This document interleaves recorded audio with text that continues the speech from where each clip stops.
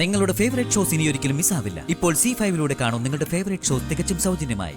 കാമുകിയിൽ നിന്ന് ഭാര്യയായിട്ട് മാറി കഴിയുമ്പോൾ അവളുടെ സ്നേഹത്തിൽ അവൻ മാറുമെന്ന് പറയുന്നിടത്ത് എന്തുത്തരമാണ് ഞാൻ അവളോട് തിരിച്ചു പറയേണ്ടത്? ധനുഷിനെ മതി, ഇല്ലെങ്കിൽ മരിക്കും. ഞാനും അവൾ സംസാരിക്കുമ്പോഴൊക്കെ അവൾ പറഞ്ഞു നിർത്തുന്ന വാചകമാണിത്.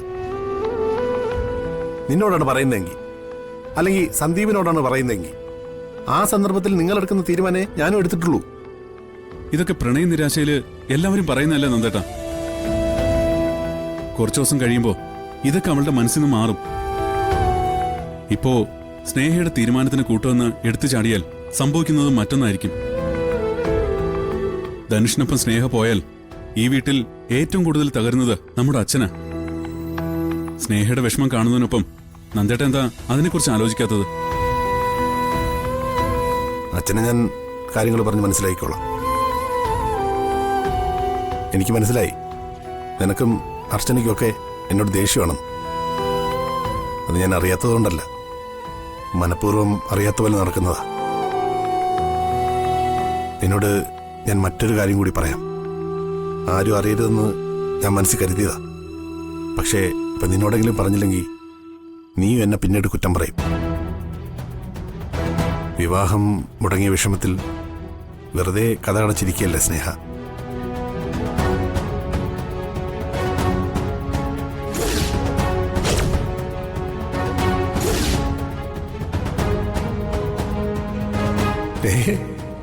നീ അതെ, കുറച്ചു നേരമെങ്കിൽ കുറച്ചു നേരം എല്ലാം മറന്ന സമാധാനത്തോടെ എനിക്കൊന്ന് ഉറങ്ങണമെങ്കിൽ ഇപ്പൊ ഇതില്ലാതെ പറ്റില്ല.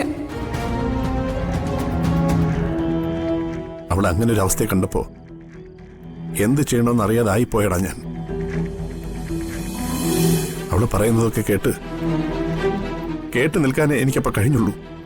ഏട്ടാ, ഞാനും കൂടി അവളെ തള്ളിപ്പറഞ്ഞ മനം നൊന്ന് അവളെന്തെങ്കിലും ചെയ്താ സമാധാനം കിട്ടുവാടാ നമുക്ക്? മദ്യത്തിന്റെ പിൻബലത്തിൽ അവൾ അങ്ങനെ ഒരു ബുദ്ധിമോശം കാണിച്ച പിന്നെ നമ്മൾ എന്ത് ചെയ്യും? നീ ഇതൊന്നും ആരോടും പറയരുത്, അർച്ചനയോട് പോലും. ഏട്ടാ, നമ്മുടെ പെങ്ങളുടെ കാര്യങ്ങൾ നമ്മളായിട്ട് തന്നെ പറഞ്ഞു നടക്കണ്ട.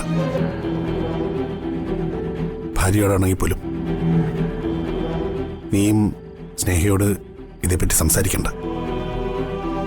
ഇനി നിങ്ങളെല്ലാവരും പറയുന്നത് പോലെ ഞാൻ അനുസരിച്ചാലും സ്നേഹയെ പഴയ ജീവിതത്തിലേക്ക് കൊണ്ടുവരാൻ നമുക്ക് കഴിയില്ലടാ.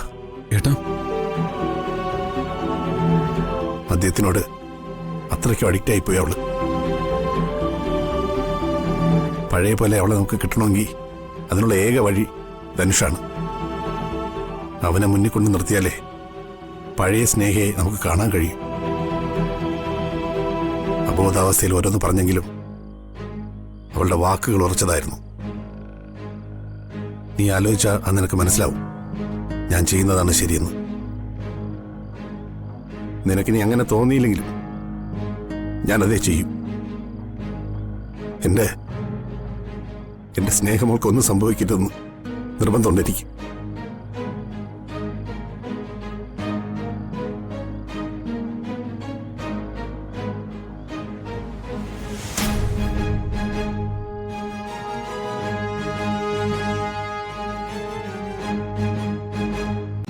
ഡൗൺലോഡ് ചെയ്യൂ C5 ആപ്പ്. കാണൂ എല്ലാ എപ്പിസോഡുകളും സൗജന്യമായി.